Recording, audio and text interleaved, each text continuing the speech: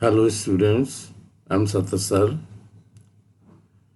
Today I'm going to teach you English grammar, that is narration, Dhaka Board 2019 for class 9 and 10. I'm Kazi Abdul Sattar.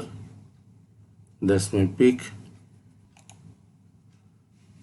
শুরু করতে যাচ্ছি আমরা। দেখো passage narration Dhaka board 2019। দেখো তোমরা প্রশ্নটা দেখো একবার, এটাকে ভালো করে দেখে নাও কি বলছে এখানে। দেখো ইনভার্টেড কমা দিয়ে আটকানো আছে, what is the time by your watch, তোমার ঘড়িতে কয়টা বাজে প্রশ্ন করলো। কে কাকে প্রশ্ন করলো? সেইড অ্যান ওল্ড ম্যান, একজন বৃদ্ধ লোক জিজ্ঞেস করলো। কাকে জিজ্ঞেস করলো এখন আমরা জানি না। আই সেড ইট ইজ 9:30, আমি বললাম যে এটা সাড়ে 9:30 বাজে। এই যে I said it is 9:30। I want to go to your house. Will you accompany me, please? No, I am sorry, because I am going to school, said I. এখানে I said, এখানে একটা কমা হবে, এখানে ইনভার্টেড কমা হবে। এখন দেখো, এখন ঠিক আছে।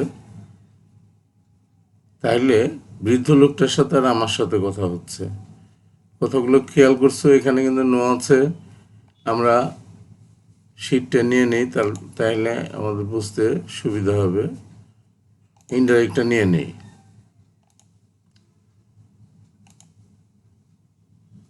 দেখো এখন বুঝতে সুবিধা হবে। দেখো what is the time by your watch, said an old man, কাকে বললো? আমাকে কিন্তু বললো। তাইলে যদিও বক্তা শেষে আছে, কিন্তু আমরা প্রথমে নিয়ে আসবো, তাই না? আর এটা ইন্টারগেটিভ সেন্টেন্স, সেই কারণে এই যে অ্যান ওল্ড ম্যান আস্কড, কাকে জিজ্ঞেস করলো? আমাকে, তাই না? তাইলে an old man asked, WS দিয়ে শুরু হয়েছে, দেখছো ইন্টারগেটিভ সেন্টেন্সটা ডাব্লিউএস দিয়ে শুরু হলে কিন্তু ডাব্লিউএসটাই থাকে।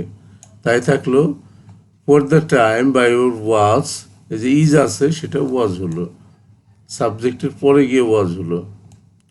হোয়াট দ্য টাইম এটা কিন্তু এই সেন্টেন্সের subject, was by your watch, এই পর্যন্ত কিন্তু হয়ে গেল, প্রথম সেন্টেন্সটা হয়ে গেল। নিশ্চয়ই বুঝতে পেরেছো তোমরা। এবার দেখো আই সেড ইট ইজ 9:30, আমি বললাম এটা 9:30 বাজে। আই রিপ্লাইড দ্যাট, আমি বললাম মানে একজনে প্রশ্ন করলো, বৃদ্ধ লোকটা প্রশ্ন করলো, এই যে ইন্টারগেটিভ সেন্টেন্স। তাইলেই আমি উত্তর দিলাম, উত্তর দেওয়াটাই কিন্তু রিপ্লাইড। তাহলে আই রিপ্লাইড দ্যাট, আমি উত্তর দিলাম যে,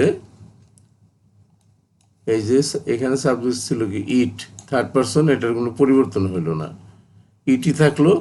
এই যে ওয়াজ হলো, এই যে এখানে ইট ছিল, এটা কিন্তু ওয়াজ হয়ে গেল। ইট ওয়াজ 9:30, নিশ্চয়ই বুঝতে পেরেছো, এ পর্যন্ত আমাদের হয়ে গেল।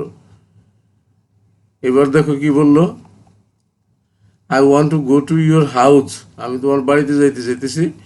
Will you accompany me please, এই দুইটা সেন্টেন্স কিন্তু বৃদ্ধ লোকটা বলছে, বোঝা যায় এখানে কিন্তু দেওয়া নাই যে কে বলছে। তোমাকে বুঝে নিতে হবে যে কথাটা কে বললো। যদি বক্তা না দেওয়া থাকে তাইলে দেখো দেন হি, দামানের পরিবর্তে আমরা হি বসালাম। হি সেইড দ্যাট, এটা কিন্তু অ্যাজার্টিভ সেন্টেন্স ছিল, এই কারণে দ্যাট বসালাম, সেইডই বসালাম সেইডটির পরিবর্তে। That he, I want two, I first person change হবে সাবজেক্ট থেকে, সাবজেক্ট আছে হি, তাহলে এখান থেকে হি হইল। আর এখানে ওয়ান্ট প্রেজেন্ট ফর্মে আছে, সেটা কিন্তু ওয়ান্টেড পাস্ট ফর্মে চলে গেল। Two go to my house, your house মানে কি আমার বাড়িতে যাইতে চাইলো, তাই না? My house second person change হবে অবজেক্ট থেকে। এখানে অবজেক্ট কিন্তু কি ছিল? দেন হি সেড টু মি, এখানে আমাকেই বলছিল কিন্তু, আর এখানে টুর পরে যে ভার্বটা আছে সেটা কিন্তু পরিবর্তন হইল না, হাউস অ্যান্ড। এরপরে দেখো আরও কি করলো, শুধু মানে দুইটা সেন্টেন্স আমরা একত্রে উত্তর দিতেছি।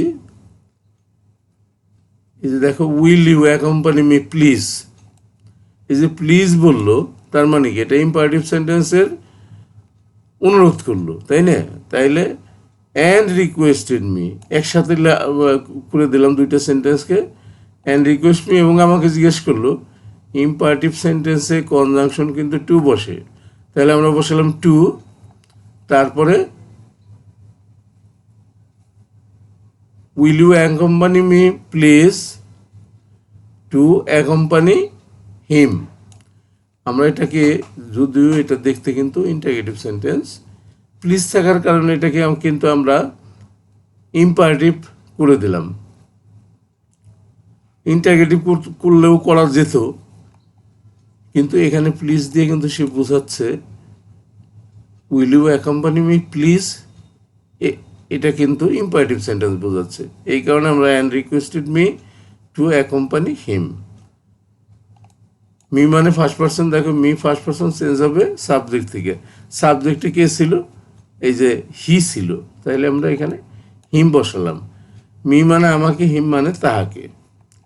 এরপরে দেখো, no I am sorry because I am going to school, সেইটাই আমি বললাম কি, আমি নো থাকলে রিপ্লাইড ইন দ্য নেগেটিভ বসাতে হবে, আর আই এম সরি বললে কিন্তু অ্যাপোলোজাইজ বসাইতে হয়, অথবা আই এম সরিটাও রাখা যায়, অ্যাপোলোজাইজ বসালে সেটা ভালো হয়।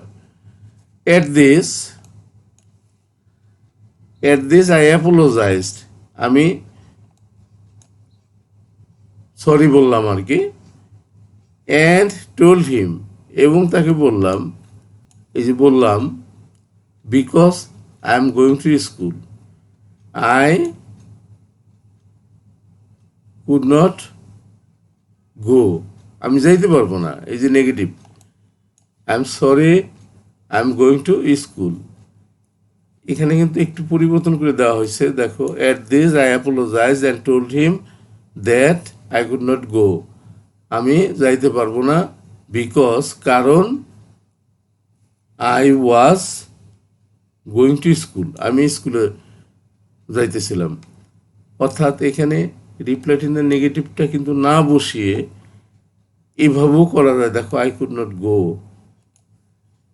এই যে আই এম সরির পরিবর্তে এখানে আমরা অ্যাপোলোজাইজ দিলাম, তারপরে বললাম যে আমি যাইতে পারবো না, কারণ এই যে নোটা কিন্তু রিপ্লাইড ইন দ্য নেগেটিভটা আর বসাইতে হলো না, অন্যভাবেও পারতাম আমরা, সবগুলো নিয়মিত আমাদের জানা থাকা দরকার। এখানে যদি বলতাম I replied in the negative,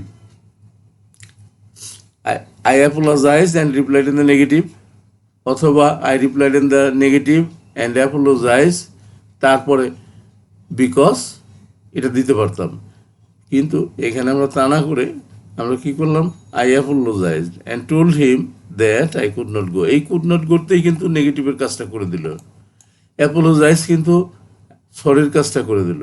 এরপরে বিকজ দিয়ে আমরা কি লিখলাম, আই, এটা আই থাকবে যেহেতু এই সেন্টেন্সে ফার্স্ট পারসন এখানে, এবং এখানেও আমার যে শুরুটা করলাম সেটাও ফার্স্ট পারসন, তাইলে আই থাকলো, এই এমটা ওয়াজ হয়ে গেল, I was going to school. নিশ্চয়ই তোমরা বুঝতে পেরেছো বন্ধুরা। তাহলে ঠিক আছে, আজকের মতো আমরা এখানে শেষ করব। একটা করে ন্যারেশনই করাই, তার কারণ তোমাদের বুঝতে অসুবিধা হবে একসঙ্গে বেশি করে করালে। Thank you for watching. I am Kazi Abdul Sattar, senior English teacher, KSUSM high school and college, Dhaka. পরবর্তী লেসনের দেখার আমন্ত্রণ রইল। সেই সাথে তোমাকে বলছি যে তুমি ভুলে গেছো কিনা সাবস্ক্রাইব করতে। তুমি যদি নতুন হয়ে থাকো তাহলে অবশ্যই সাবস্ক্রাইব করবা যদি তোমার পছন্দ হয়। That's all. Thank you very much. Thank you again.